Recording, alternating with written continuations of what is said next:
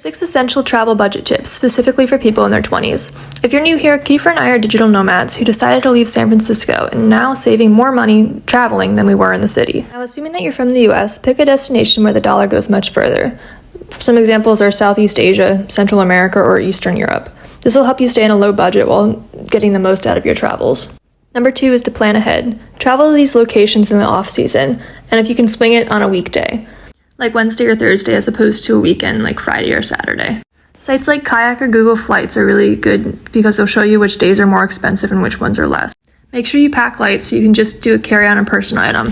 This cuts down on any additional baggage charges. Tip number 3 is to stay in hostels. Social hostels are a great way to make friends on your travels, and depending on the location, a bed tends to be between 5 USD to 30. So check out the app Hostel World. Sometimes there's great deals there too. And if you're planning to stay in a place for a long term, Airbnb also gives monthly discounts. So if you stay more than 30 days, you can get like a quarter off of your overall stay. Tip number 4, public transit is life. Google Maps has a surprisingly large number of foreign public transit routes. Sometimes there's a specific app for a country or city's public transit, so make sure that you look that up before you go. But it's much cheaper than a taxi or a rideshare. Tip number 5 is to research free or low-cost activities. There are so many free things to do basically everywhere. You just need to know where to look.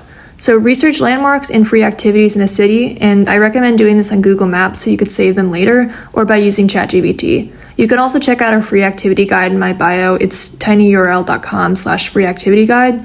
It's a free-to-access activity guide where you can see all the free activities, paid activities, and good food recommendations in each of the places we've been. The final tip, number 6, is to cook your meals at home or eat at local restaurants. Cooking your own food is one of the easiest ways to cut down on spending while traveling, and lots of tourist restaurants are more expensive and tend to be less tasty than the local establishments anyway.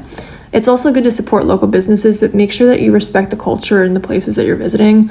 The best restaurants we found are the ones with the longest line of locals. Thanks for joining, and make sure to follow and subscribe for more places to visit and activities to do on your travels.